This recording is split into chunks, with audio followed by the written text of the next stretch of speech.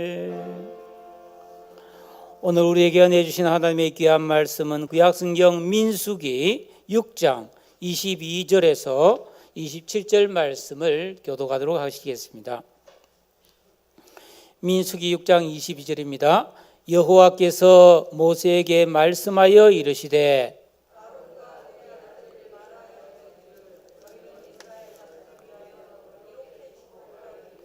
여호와는 내게 복을 주시고 너를 지키시기를 원하며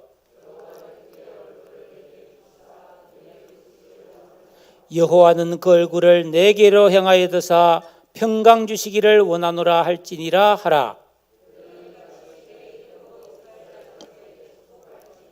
내가 그들에게 복을 주리라. 아멘.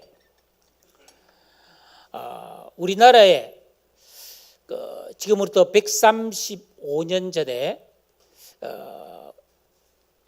선교사로 오신 메리 스크랜턴이라는 분이 있습니다. 이런 볼 때 상단 왼쪽에 있는 저 여자분입니다. 이 메리 스크랜턴 선교사는 목사의 딸로 태어나 20살에 결혼을 하고 외아들을 낳았는데 그 오른쪽에 있는 남자가 그 아들 월리엄입니다. 40세의 남편과 사별을 하고 이 아들 하나 키우는 즐거움으로 살았습니다. 이 아들 월리엄은 예일대와 뉴욕 의대를 졸업한 수재였습니다. 지금으로부터 135년 전에 이제 의사가 되었다. 엄청나겠죠, 그죠? 사회적 신분이 대단했습니다. 1883년 9월에 교회에서 선교 집회가 열렸는데 그때 강사로 오신 목사님이 저 동양에 조선이라는 나라가 있는데 그 나라가 너무 지금 암담하다. 특히 그 나라의 여성들과 여자아이들이 너무 사람 대접도 못하고 고생하고 있으니까 우리가 조선을 위해서 기도하고 그 나라의 선교사가 많이 갈 수 있도록 기도하자. 뭐 이런 말씀을 전했고 예배 후에 조선을 위해서 헌금하는 시간이 있었습니다. 그때 어떤 그 교회 기부인이 거액을 헌금을 했어요. 거기에 자극받은 이 메리 스크랜턴은 집에 와서 기도를 했습니다. 나도 조선을 위해서 뭔가를 해야 되겠다 기도하는데 응답이 너 아들이 의사니까 데리고 가서 조선에 가서 조선 사람을 도우라는 응답이 왔습니다. 그런데 며느리가 절대 못 간다고 반대하는 거예요. 그래서 이제 계속 기도하는데 어느 날 갑자기 저 윌리엄 아들과 손주가 다 병에 걸려서 죽게 되었어요. 그래서 막 기도했더니 며느리가 하나님 살려주시면 어디든 가겠습니다. 그런데 그날 나와버렸어요. 그러니까 이 며느리가 이거 하나님 뜻이다. 저도 어머니가 가시는 곳에 가겠습니다. 그래가지고 1885년에 이 메리 스크랜턴 나이 53세에 아들 내외와 손자를 데리고 우리 조선의 선교사로 왔습니다. 그 당시 우리나라에서는 그 1년 전부터 이제 선교사들이 많이 들어와 있었는데 주로 20대에서 30대 초반의 선교사인데 우리나라가 그 당시에 너무 열악했죠. 상상을 초월할 정도로 열악했습니다. 일반 민중들의 삶은. 우리가 막 사극에서 막 양반들이 막 대궐에서 살고 궁궐에 같은 데 살고 막 이런 걸 보면 막 멋있다 생각하는데 일반 민중의 삶은 상상을 초월했습니다. 그래서 이 선교사들은 수많은 박해와 풍토병과 지독한 외로움 속에서 선교했는데 이 메리 선교사가 딱 오니까요. 엄마뻘이죠. 엄마뻘. 선교사들이 엄청나게 도움을 받아요. 이 여선교사가 그 젊은 선교사들을 식사를 만들어주고 위로해주고 고민을 들어주고 중보기도를 해줍니다. 그래서 많은 선교사들이 이 메리 선교사를 마더라 불러 마더. 그리고 성품 자체가 너무나 온화하고 모든 일에 희생적이고 자상했기 때문에 일반 조선 사람들도 이 메리 스크랜턴을 대부인이라고 불렀어요. 그레이트 레이디, 대부인이라고 불렀는데 이 스크랜턴 모자, 특히 아들의 의술이 뛰어나서 왕실의 주치의가 됩니다.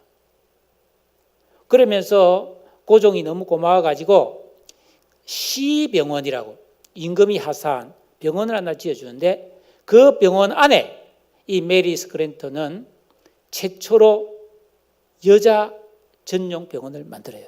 병실을 만들어요. 그러자 이 고종 황제가 너무 잘 됐다면서 그 병원에 이름을 내리는데 여성을 보호하고 구하라는 뜻으로 보구여관이라고 하는, 여러분 기와집에 있죠, 그죠? 저게 보구여관입니다. 저게 오늘날 2대 서울병원이 된 거예요. 이화여대 부속병원인데 지금 발산동에 가면 2대 병원을 새로 지었어요. 크게. 거기 가면 보건여관이 저게 실제 그 당시에 그대로 복원해서 기와집으로 지어놨는데 제가 한번 가봤습니다. 아주 참 감동적이었습니다. 이 메리는 선교사 활동을 하면서 학교를 많이 세웠어요. 여자 학교를. 최초의 학교는 이화학당, 오늘날의 이화여고와 이화여대가 됐죠. 거기서 처음에는 신입생이 없어가지고요, 길에 버려진 아이들, 고아들을 데려다가 가르쳤어요. 근데 그 애들이 다 의사가 되고 사회지도층이 됩니다. 근데 그 학교만 세운 게 아니고 숙명여 학교, 진명학교, 중앙학교, 매일학교, 공옥학교, 많은 여학교를 설립하고 운영을 하였으며 동대문, 상동, 애호계에 무료 진료소를 세웠는데요. 그 당시 진료 기록을 보면은 어느 날 4살 된 여자아이가 온몸에 종기가 나서 진물이 줄줄줄 흐른 죽기 직전에 병원에 왔는데 그 부모가 이 아이를 치료한답시고 그 당시 민간요법으로 온몸에 똥을 발라서 왔다는 거예요.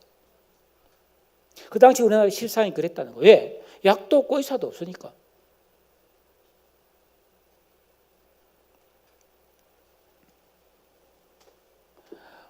그런데도 불구하고 무지한 민중들은 이 사람들이 아이들을 유괴해서 누나를 뽑아가지고 약을 만든다, 아니면은 아이들을 외국에 팔아넘긴다는 이런 유언비어가 붙들어서 막 몽둥이 들고 막 민중들이 죽인다고 알려들고 그랬습니다. 기가 막히고 불편하고 낙심되고 고난이 너무나 많았지만은 그들은 낙심하지 않고 하나님께서 이 백성을 구원하실 것을 믿고 묵묵히 헌신을 계속했습니다. 1898년에 이 스크랜턴 모자가 10여 년 만에 처음 휴가를 얻어서 미국에 안식년을 갈 때에 그 용산 쪽 하구특에 수백 명의 백성들이 나와서 울면서 환송을 했고요. 1909년에 이 스크랜턴 메리 여사가 죽어요. 그때 저 합정동 양화진 외국인 묘지에 묻힐 때에 조선인 참배 행렬이 5km 줄을 섰다. 그 당시 신문에 보면 여러분 사람이 5km 줄을 서서 참배를 했다니 엄청나잖아요. 얼마나 존경을 받았는지 알 수 있죠. 대한민국은 2009년에 이 메리 스크랜턴 선교사가 조선에 와서 여성 선교와 교육과 복원 의료에 공헌한 노고를 기려서 무궁화 훈장을 수여했습니다. 여러분 이 메리 스크랜턴 여사는 53세, 그 당시로 치면 노인이었습니다. 그런데 그 안락한 생활을 버리고 세계에서 가장 열악한 언둔의 나라 조선의 선교사로 와서 헌신을 했어요. 그의 헌신은 수많은 선교사들에게도 위로와 힘이 되었고 이 조선 땅에 가장 힘이 없는 그런 여성들, 아이들에게 따뜻하고 든든한 사랑과 축복이 되었습니다. 그 수많은 여성들이 교육을 받아서 의사가 되고 교육자가 되고 독립운동에 투신했어요. 여러분 예수 믿고 구원받은 그리스도인들이 하나님의 뜻에 따라 순종하고 올바르게 헌신되었을 때 얼마나 축복의 통로가 될 수 있는지 보여주는 감동적인 실화입니다. 우리는 이 정도는 아닐지라도 우리도 있는 자리에서 헌신되어져야 합니다. 우리 교회도 부족하지만은 조그만 교회이지만은 그 15년 전에 나드림 지역 아동센터를 만들었잖아요. 제가 이 나드림 아동센터를 만든 가장 큰 이유는 이 아파트 그때는 1차밖에 없었잖아요. 1차 안에 전도를 하고 보면 밤에 이제 돌아오다 보면 7시, 8시인데도 놀이터에서 노는 애들이 적지 않았어요. 그 너희들 왜 여기 있냐 했더니 집에 엄마가 없대. 홀어머니, 홀아버지 혹은 조부모와 사는데 집에 가도 밥도 없고 하니까 거기서 이제 늦게까지 놀고 있는 거예요. 그래서 안 되겠다 싶어서 모아놓고 이 아이들에게 밥을 주고 공부를 가르치기 시작한 게 우리 아들이 아닙니까? 지금까지 지금도 조금 이렇게 맞벌이하는 가정이라든지 부모의 돌봄이 필요한 아이들이 나들이며 와서 공부도 하고 악기도 배우고 그림도 그리고 밥도 저녁도 먹고 집에 가잖아요. 그동안 얼마나 많은 아이들이 지나가는지 모릅니다. 수백 명 될 겁니다. 좋게.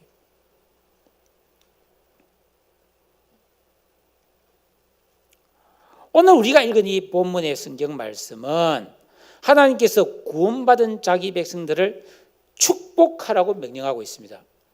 너희들이 축복하면 나도 축복하겠다는 말씀을 하고 있습니다. 그런데 이 축복의 문구가 엄청난 내용을 담고 있는데 어떤 목사님들은 예배 끝나고 축도할 때 이걸 가지고 축복하는 경우도 있습니다. 22절에 보시면은 여호와께서 모세에게 말씀하여 이르시되 아론과 그의 아들들에게 말하여 이르기를 너희는 이스라엘 자손을 위하여 이렇게 축복해라 라고 명령하고 있습니다. 그런데 제가 오늘 여러분에게 이 말씀을 해석하기 전에 이 말씀이 어떤 맥락에서 나왔느냐 하면은 바로 그 앞에 그러니까 민수기 6장 1절에서 21절 사이에 뭐가 들리냐면 나실인이라는 규례가 나오고 있습니다. 그 이스라엘 백성들은 하나님 믿는 사람이잖아요. 하나님을 믿는 사람들 중에서 특별히 나실인이라는 사람들이 있었어요. 이 사람들은 어떤 사람이냐 하면은 구별된 자, 하나님 앞에 바쳐진 자라는 뜻입니다. 나실인이. 구약시대의 이 나실인은 자식이 없는 부모가 예를 들어서 하나님 저에게 자식을 주면 이 자식을 하나님께 바치겠습니다. 이 나실인입니다. 태어나기 전부터 뱃속에서부터 나실인이에요. 어떤 사람은 살아가다가 인생이 너무 힘들거나 아니면 그렇지 않더라도 내가 하나님 앞에 좀 헌신해야 되겠다. 하나님 나 한 3년 5년 내가 하나님 앞에 전적으로 헌신하는 삶을 살겠습니다 하면 자기가 기도하고 나실인이 될 수 있었어요.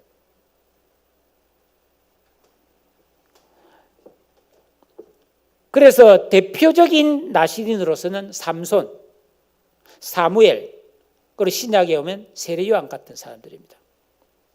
그리고 구약시대 때 레위인, 제사장들은 다 나실인이었습니다. 선교사들도 선지자들도 나실인이었습니다. 그런데 신약 성경에 오면은 고린도전서 6장 20절에 너희는 너희 것이 아니라 값으로 산 것이 되었으니 그런즉 너희 몸으로 하나님께 영광을 돌리라 하고 모든 예수 믿고 구원받은 그리스도인들은 나실인이라고 말씀하고 있어요. 영적으로는 내 것이 아니에요. 이거 하나님 앞에 드려진 자라는 겁니다. 왜? 하나님이 값주고 나를 죄에서 건져냈기 때문이라는 것이죠. 속량했다는 말이죠. 속량. 이게 무슨 의미일까요? 자, 오늘 22절에 등장하는 이스라엘 백성들을 축복하라고 했던 아론은 대제사장이고 그 아들들은 제사장이잖아요. 그러니까 이 사람들은 평생 나실인이들이거든요. 신약에 오면 우리가 뭐예요? 제사장이잖아요. 왕 같은 제사장이잖아요. 그러면은 이 나실인들은 하나님 앞에 특별한 은총을 받은 사람들이고 이 사람들은 그 받은 은총을 누리면서 다른 사람을 축복하는 축복권이 주어졌다는 이야기입니다. 그런데 이런 축복의 사람이 되려면은 몇 가지 지켜야 될 의무가 있었어요. 그게 이제 6장 앞부분에 나오는데 첫째, 나실인이 되면은 술을 마시면 안 됩니다. 나실인은 술을 마셔서 취하면 절대로 안 됩니다. 왜냐하면 술에 취하면 올바른 분별력을 잃게 되기 때문입니다. 하나님께 헌신된 사람이 분별력을 잃어버리면 하나님께 쓰임받을 수가 없어요. 그래서 그 당시 이스라엘 백성들은 그 이스라엘에 물이 안 좋았어요. 요즘처럼 정수기가 있는 것도 아니고 석회가 많이 들어있었기 때문에 그들은 어쩔 수 없이 포도를 많이 재배해서 그 포도를 발로 어기에서 즙을 짜가지고 그 즙을 물로 마셨습니다. 그런데 그 물은 포도즙은 이 가죽 부대에 넣어서 이렇게 보관하면은 반드시 발효가 돼버려서 술이 돼버립니다. 그러니까 이스라엘 백성들은 어쩔 수 없이 목을 치기 위해서 포도주를 마신 거예요. 그래서 어느 날 좀 포도주를 많이 마시면 어떻게 되겠어요? 취하겠죠. 그 노아도 어느 날 갈증이 심해가지고 포도주를 많이 마시고 취해버렸잖아요. 근데 하나님께서는 이 나신이 되면은 포도즙을 마시지 마라 그러세요. 포도즙도 마시지 마라. 포도 껍데기도 씹어 먹지 말고 포도 씨앗도 먹어서는 안 된다고 그렇게 성경 6장 4절에서 말하고 있습니다. 그만큼 철저하게 정신 차리고 살아라고 그랬어요. 성령께서 무엇을 말씀하시든지 하나님이 어떤 지시를 내리든지 적중된 순종을 할 수 있도록 언제나 정신이 맑아야 된다 이 말입니다. 나실인들은. 레위기 10장에 보면은 요 아론의 아들 중에 나답과 아비후라는 아들이 있었는데 이 나답과 아비후가요 어느 날 술에 취해버렸어요. 그래가지고 하나님 앞에 분향 제사를 드리는데 하나님이 허락하지 않은 엉뚱한 불을 담아서 제사를 드리다가 그 자리에서 죽어버립니다.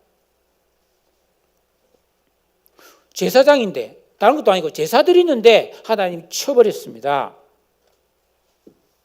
왜냐? 하나님의 뜻에서 어긋나지 않았기 때문이에요. 그러면서 하나님께서 장례를 친 후에 그 아론에게 레위기 10장 8절에서 이런 말씀을 합니다. 여호와께서 아론에게 일러 가라사대 너나 내 자손들이 회막에 들어갈 때는 포도주나 독주를 마시지 말아서 너희 사망을 면하라. 이는 너희 대대로 영원한 규례니라. 그리하여 너희가 거룩하고 속된 것을 분별하며 부정하고 정한 것을 분별하고 또 여호와가 모세로 명한 모든 규례를 이스라엘 자손에게 가르치리라. 말씀을 가르치기 위해서 정신이 맑아야 된다는 겁니다. 술 취해서 오락가락하면서 가르치면 안 된다는 것입니다. 그러니까 이 나답과 아비후가 술에 취해서 분별을 상실하는 바람에 하나님의 말씀을 벗어났고 결국은 죽임을 당했다는 것이죠. 그러니까 여러분 우리는 이 땅에서 거룩한 나실인, 영적 나신으로 살아가면서 하나님께 복을 받고 복을 전하는 사람이 되려면 술 취하면 안 됩니다. 그런데 술만 안 됩니까? 아니에요. 여러 가지 중독에 빠지면 안 됩니다. 도박이든 게임이든 쇼핑이든 약물이든 지나치게 몰입하는 취미생활이든 그거 조심해야 됩니다. 우리는 언제나 맑은 정신, 언제나 하나님 말씀을 들을 수 있는 깨어있는 믿음으로 살아가야 될 줄로 믿으시기 바랍니다. 이게 그리스도인의 의무라는 겁니다. 두 번째로는 이 나실이는 머리카락을 만지면 안 돼요. 이 말은 뭐냐면 머리카락을 다듬거나 자르면 안 됩니다. 그러니까 그냥 자라는 그대로 그냥 있어야 됩니다. 그러니까 평생 나실이는 평생 그래야 되고 뭐 예를 들어서 5년 나실인이 된 사람은 5년 동안 머리카락에 칼을 대면 안 돼요. 머리카락에 사람이 머리카락이 덥수룩하면 사람이 좀 추리해 보이잖아요. 그래서 우리 여성분들도 뭐 미장원에 저 밑에 미장원 있으니까 가보면 막 촥촥촥 머리 촥 풀 먹이고 막 그러잖아요.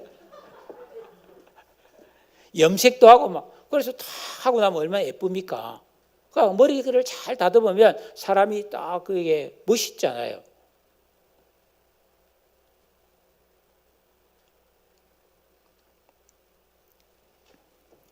그런데 이 머리를 손도 대지 말라는 거예요. 머리는 그러니까 감기는 감지만은 이게 칼을 대서 이렇게 다듬고 그런 거 절대로 안 된다는 거예요. 이것이 나실인이 되었다는 표시라는 것입니다. 여러분 하나님께 헌신된 성도에겐 거룩한 구별된 표시가 있어야 됩니다. 바울은 갈라디아서 6장 17절에 이후로는 누구든지 나를 괴롭게 하지 마라. 내가 내 몸에 예수의 흔적을 지니고 있다고 그랬습니다. 그러니까 예수 믿고 구원받은 성도는 거룩하게 살아간다는 표시가 있어야 돼요. 표시가. 그 표시가 성경에 여러 번 나오는데 여러분 이스라엘 백성들이 출애굽할 때 애굽의 모든 장자가 죽을 때 이스라엘 백성에 대한 표시는 그 문지방에 양의 피가 발라져 있는 표시였습니다. 그리고 그 피가 있으면 죽음이 그 집을 지나가는 거예요. 여리고성이 무너질 때는 그 여리고성에 사는 사람 중에 유별나게 또 특별하게 구원받은 사람은 라합이었잖아요. 그 라합의 집 창가에 빨간 댕기 리본이 걸려 있었습니다. 그 표시였습니다. 구약의 이스라엘 백성들은 전부 다 할례를 받았죠. 이게 하나님 백성된 표시였습니다. 신약에 오면은 요한계시록 7장 4절에는 천사가 사람들을 다 진멸할 때 구원받은 사람이 이마에는 하나님 도장을 찍어주라고 그랬어요. 인을 치라고 그랬습니다. 로마서 2장 29절에 예수 믿고 구원받은 사람들은 마음의 할례를 받아라 그랬습니다. 그러니까 오늘날 예수 믿고 우리 구원받은 성도의 구별된 표시는 어디에 있다? 마음에 있다는 거예요.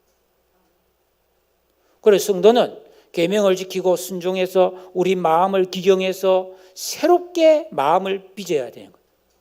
어떻게? 세속에 물들지 않고 욕심과 분노를 버리고 열심히 사랑하고 선을 행하는 성별된 표시가 중심을 보시는 하나님 앞에 가지고 있으라 이 말이에요. 이런 표시가 있습니까? 할렐루야.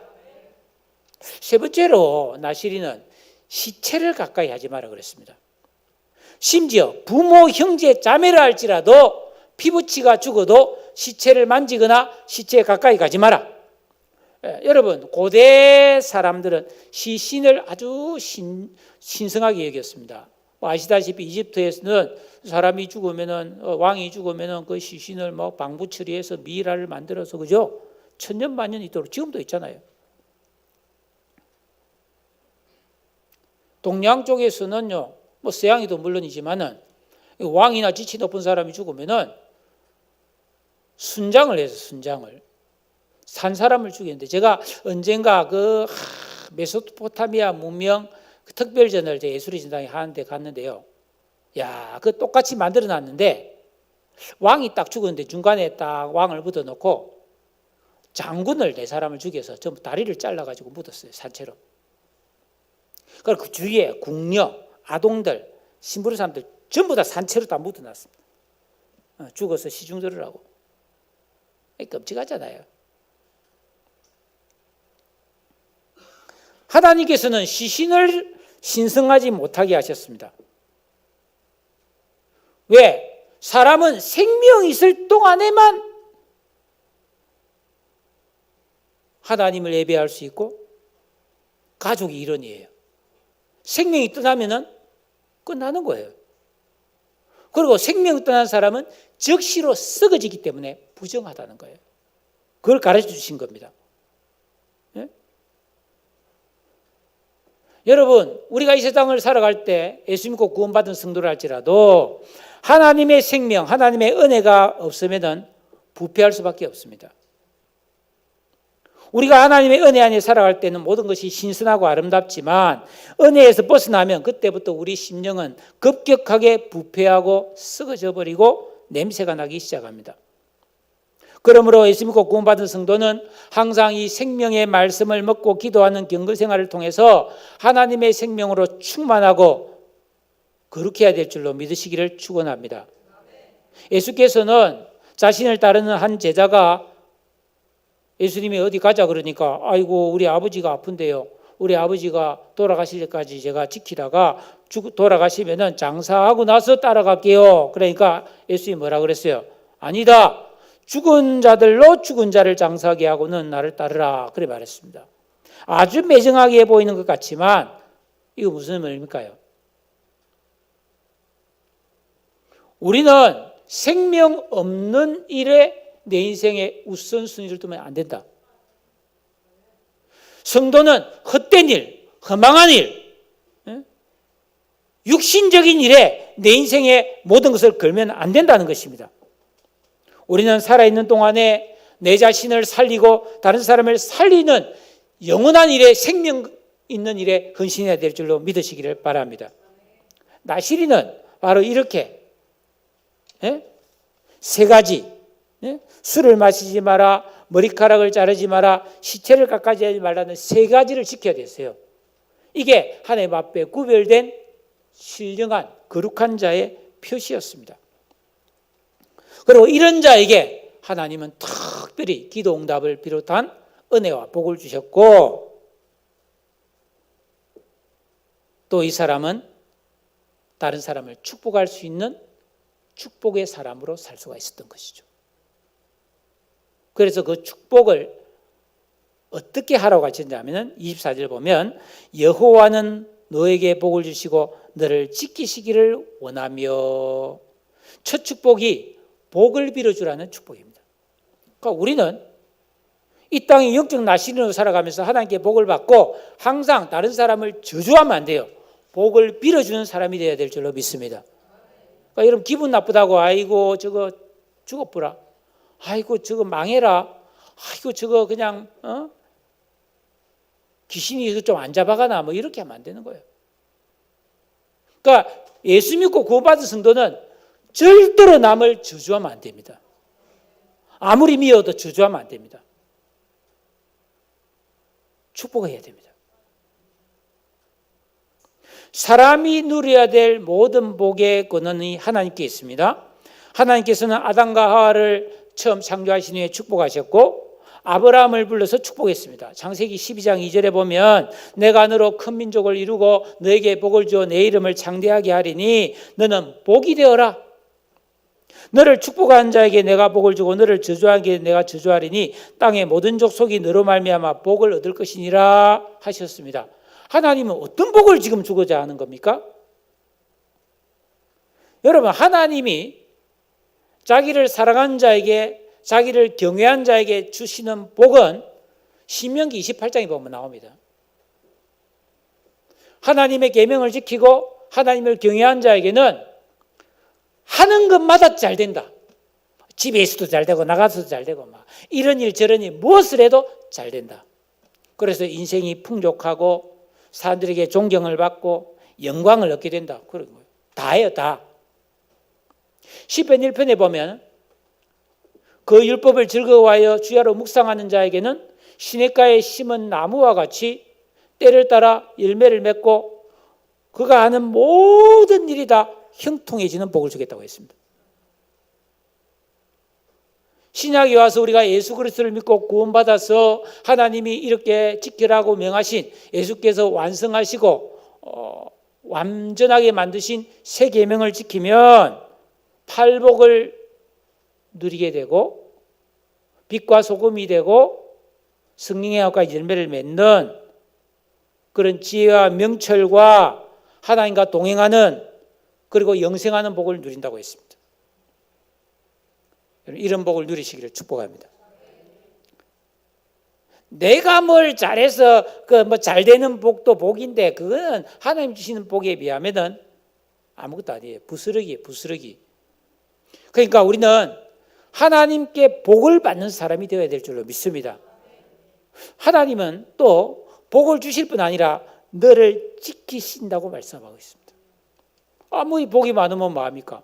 요즘 뭐요? 진짜 요즘은 아니죠. 항상 그렇지만은 왜 이렇게 사고가 많아요? 예? 그 광주 건물 무너진 사건도 그랬고요. 뭐 지난주에 주간에도 뭐 쿠팡 물류센터 불이 나서 참 그 소방관이 돌아가시고 또 뭐 저기 어디 지방에서는 제가 알고는 있지만 어느 지방을 특별히 집어서 말하기가 좀 멀어서 그런데 대학생들이 차를 타고 가다가 건너편에서 뭐 차가 뭐 건널목에서 흘러 중앙선을 넘어온 바람에 대학생 4명이 뭐 그 자리에서 사망했다. 이런 사건 뉴스가 나왔는데 그 가족과 부모가 얼마나 참 기가 막히겠어요.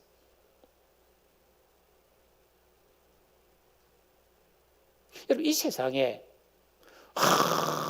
얼마나 위험한 세상입니까? 내일 일은 난 몰라요. 하루하루 사는 겁니다, 우리는. 그런데 하나님께서는 구별되어 하나님 앞에 드려져서 경건하게 살아가면서 또 다른 사람을 축복할 때에 지켜주겠다는 겁니다. 여기서 너를 지킨다 이 말은 둘레 가시로 울타리를 치다, 세심하고 철저하게 보호하다, 주의 깊게 일거수일투족에 관심을 가지고 돌본다, 이런 의미를 가지고 있습니다. 그러니까 오늘 이 말씀이 처음 주어질 때가 언제입니까? 이스라엘 백성들이 광야를 지날 때 아닙니까? 그러니까 여러분, 그 광야에는 뭐 불뱀도 있고 정갈도 있고요, 여러 가지 풍토병도 있을 수 있고요, 추위와 더위가 있고 많은 오랑캐의 침입도 있고 그랬습니다. 그렇기 때문에 여러 가지 질병과 전쟁과 환난과 여러 가지 추위와 더위와 고통 속에서 하나님이 철저히 지켜주겠다는 겁니다. 하나님께서 보호와 안전을 약속한 거죠. 누구에게? 경건한 사람들에게. 여러분, 이런 복을 받아 누리며 살아가시기를 축복합니다. 두 번째로는 25절에 여호와는 그의 얼굴을 너에게 비추사 은혜 베푸시기를 원하며 그랬는데, 하나님께서 그의 얼굴을 너에게 비추신다는 이 말은 굉장히 중요한 의미를 담고 있습니다. 여러분, 에덴 동산에서 아담과 하와는 죄를 짓기 전에 하나님과 대면하면서 매일 동산을 함께 산책했습니다. 그런데 죄를 짓고 쫓겨나면서 하나님과 딱 등을 지게 된 거예요. 하나님이 그 죄인된 인간을 더 이상 똑바로 안 쳐다보는 걸 외면해 버렸습니다. 그 말씀이 이사야 59장 2절에 나오는데, 오직 너희 죄악이 너희와 하나님 사이를 갈라놓았고 너희 죄가 그 얼굴을 가리어서 너희에게서 듣지 않으시게 함이라. 그러니까 죄를 인하여 하나님과 등을 지고 하나님이 외면해 버리시니까 사람들이 아무리 주여 주여 해도 응답이 없다던 거예요. 겁나죠, 죄는. 우리도 마찬가지 아닙니까? 절친한 친구가 못된 무서운 죄를 짓고 나면 뭐예요? 얼굴 안 보잖아요, 우리. 배우자를 할지라도 악한 죄를 짓고 부정을 저지르면 보기 싫잖아요. 자식이라 할지라도 못된 짓고 끔찍한 죄를 지면 부모라다 할지라도 얼굴로 맞대기가 힘들잖아요. 죄는 갈라지게 하는 것입니다. 이를 단적으로 보여주는 증거가 하나님이 임재하시는 성전 앞에 휘장이 쳐져 있는 거예요. 그 휘장은 커튼이 아니에요. 한 뼘 되는 두께의 천이었습니다. 그런 게 쫙 막혀져 있는 거예요. 벽처럼. 하나님이 인간에 대해서 얼굴을 가리었다는 것은 인간에게는 너무나 큰 슬픔이요 고통인 거예요.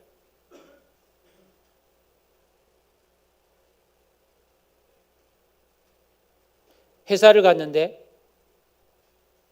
사장이 나하고 얼굴 마주치면 돌린다. 그 사람 너무 슬프잖아.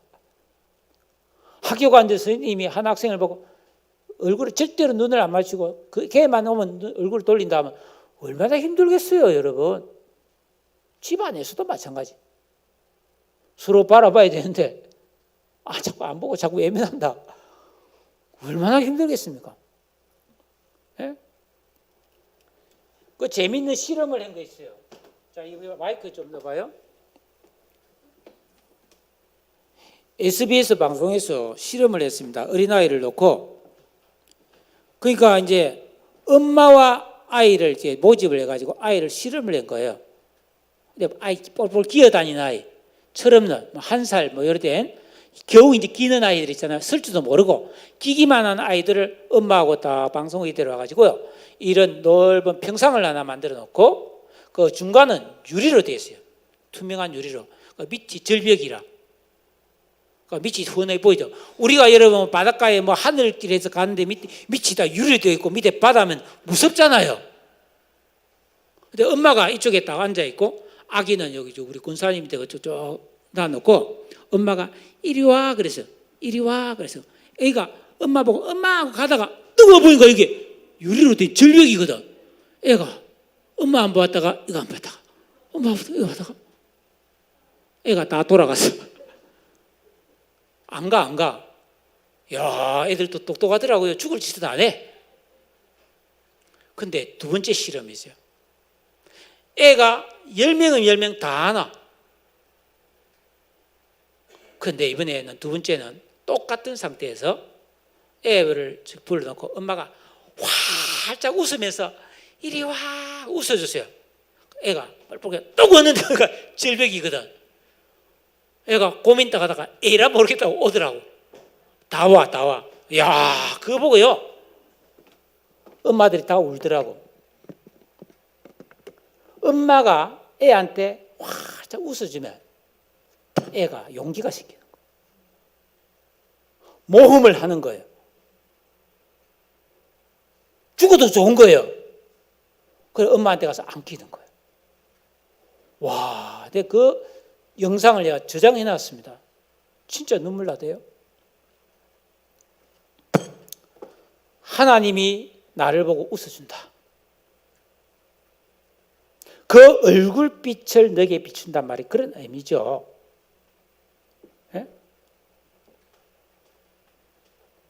그런데 여기서 중요한 것은 보세요. 그의 얼굴을 너에게 비추사. 우리에게가 아닙니다.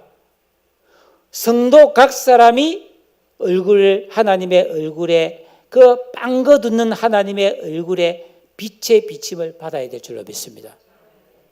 고린도후서 4장 6절에 이런 말씀이 있어요. 어두운 데서 빛이 비치리라 하시던 그 하나님께서 예수 그리스도의 얼굴에 있는 하나님의 영광을 아는 빛을 우리 마음에 비치셨느니라. 마음에 비쳤어요. 근데 빛이 어두움에 비치되 어둠이 그것을 깨닫지 못했다고 요한복음에 나오죠. 왜요? 죄 가운데 있으면 그 빛을 받지 못하는 거예요. 그래서 MC고 구원받은 성도는 성도답게 살기 위해서 주님이 지키라 명하신 계명을 지키고 주기도문의 순서를 가지고 올바르게 기도하면서 우리 안에 휘장으로 가려져 있는 길가 돌박 가시밭을 걷어내야 되는 거예요. 그래야 우리의 마음이 밝아지면서 지혜, 지식, 명철, 총명이 생기면서 하나님 뜻을 밝히 하는 풍성한 은혜와 복을 누릴 수 있는 것입니다. 제가 이번 이 말씀을 준비하면서 깨달은 게 있어요. 우리 마음에 있는 죄성이 바로 하나님과 우리 사이를 가리는 휘장이다. 이거는 예수 믿고 예수님을 말씀대로 순종하는 순종을 통해서만이 예수님도 하나님께 순종함으로써 십자가를 지심으로 휘장이 찢어졌잖아요. 그러니까 내 마음에 하나님과 나 사이를 가리고 있는 휘장을 찢어야 되는 것입니다. 이 길을 갈 수 있기를 축원합니다. 마지막 세 번째로 여호와는 그 얼굴을 내게로 향하여 드사 평강 주시기를 원하노라 할지니라. 그 얼굴을 내게로 향하여 드사, 이 말은 열정적으로 바라보신다는 뜻입니다. 하나님은 우리한테 헐깃 한번 눈길만 주는 것이 아니라 계속해서 너의 하나님 여호와가 그의 가운데 계시니 그는 구원을 베푸실 전능자시라. 그가 너로 인하여 기쁨을 이기지 못하여 하시며 너를 잠잠히 바라보시며. 여러분, 베드로전서 3장 12절에 주의 눈은 의인을 향하시고 그의 귀는 의인의 간구에 기울이시는, 지속적인 관심과 사랑을 베푸신다는 말씀입니다. 여러분, 집사 스데반이 돌에 맞아 죽어갈 때 그 돌 던진 사람을 바라본 게 아니고 위에 계신 주님을 바라봤을 때 주님이 자리에서 벌떡 일어나서 스데반과 눈이 마주쳤을 때 스데반은 그 날아오는 돌이 몸을 때리는 아픔보다 주님의 그 얼굴빛에 은혜를 힘입어서 얼굴이 천사같이 밝아지면서 주여 저들을 용서해 주세요 하고 사랑을 선포하고 죽었어요. 엄청난 이야기잖아요. 여러분, 우리가 하나님의 얼굴빛을 우리가 비침받을 때에 그 하나님이 나를 향하여 바라보실 때 그 은혜를 힘입으면은 우리가 어떤 처지와 형편을 살아갈지라도 평강의 복을 누릴 수 있음을 믿습니다. 내가 지금 불행하고 슬프고 말할 수 없는 고통을 당하였다 할지라도 하나님의 얼굴빛을 공급받으면 우리 마음이 낙심하지 않고 소망 가운데 즐거워할 수 있음을 믿으시기를 축원합니다. 이를 알았기에 바울은 모든 교회에 편지를 보내면서 주 예수 그리스도로부터 은혜와 평강이 있기를 원하노라 하고 기도했을 것이요. 하나님의 은혜가 임하는 곳에 평강은 강물처럼 흐르는 줄로 믿습니다. 마지막 절에 그들은 이같이 내 이름으로 이스라엘 자손에게 축복할지니 내가 그들에게 복을 주리라. 우리가 영적인 나신인으로 구별된 삶을 살고 하나님 앞에 드려진 헌신의 사람이 되면은 우리는 하나님의 축복을 누릴 수 있고 그 축복을 존귀하게 전할 수가 있습니다. 우리는 왕같은 제사장이 되는 것이죠. 여러분 사극을 보세요. 임금이 죄인을 용서해주고 임금이 신하에게 어떤 특별한 은혜를 주면 성은이 만극하옵나이다 그러잖아요. 왕은 마음만 먹으면 많은 사람에게 복을 줄 수가 있어요. 하나님은 우리에게 얼마든지 은혜와 복을 줄 수 있습니다. 우리도 왕같은 제사장이 되어서 천국의 서기관이 되어서 그 집 사람들을 위하여 옛것과 새것을 내어줄 수 있는 제자가 되었을 줄로 믿습니다. 그러니까 하나님 앞에 드려지고 헌신된 성도에게는 축복권이 있다 이 말입니다. 내가 복을 주는 것이 아니고 내가 축복하면 하나님이 복을 주겠다는 겁니다. 우리는 하루에도 수없이 마주치는 많은 영혼들에게 이런 복을 전하며 살아야 될 줄로 믿습니다. 그래서 여러분 신방 갈 때 그냥 들어가지 않고요. 신방 들어가기 전에 주여 하나님께서 이 가정에 복과 은혜와 평강 주시기를 원합니다 하고 들어가는 거예요. 내가 누구를 만나러 간다. 하나님 내가 오늘 아무개 집사님, 아무개 장로님, 아무개 성도님을 만나러 갑니다. 아무개 군사님과 오늘 약속이 있습니다. 주여 나의 이 만남이 하나님의 은혜와 복과 평강이 임하는 만남이 되게 하여 주시옵소서. 여러분 어디를 가든지 누구를 만나든지 이런 복과 은혜와 평강을 선포하는 그래서 그 복이 증거되는 복의 통로로 살아가시기를 축원합니다. 예수 믿고 구원받은 성도는 하나님의 은혜로 택하심과 부르심을 받은 구별된 자요 거룩한 자가 되었습니다. 우리는 영적 나신인들인 것입니다. 우리는 하나님의 부르심에 응답하여 이 계명을 지키고 마음을 기경하고 깨어있는 장성한 신앙이 되어서 복을 받고 복을 전해야 될 줄로 믿으시기를 축원합니다. 한 사람이 이렇게 거룩한 심령이 만들어져서 헌신되면 나는 비록 부족하고 약해도 많은 사람에게 하나님의 은혜를 전하는 아브라함의 복을 누릴 수 있는 것입니다. 우리 교회와 성도는 이 길을 가는 것입니다. 여러분 함께 이 길을 갈 수 있기를 축복합니다. 나를 통해 누군가가 불행해지는 것이 아니라 내가 누구를 만나든지 축복함으로 그 사람이 하나님께 복을 받는 복의 통로, 복의 사람으로 아브라함이 누렸던 그 엄청난 영의 복을 누리고 증거하시기를 축원합니다.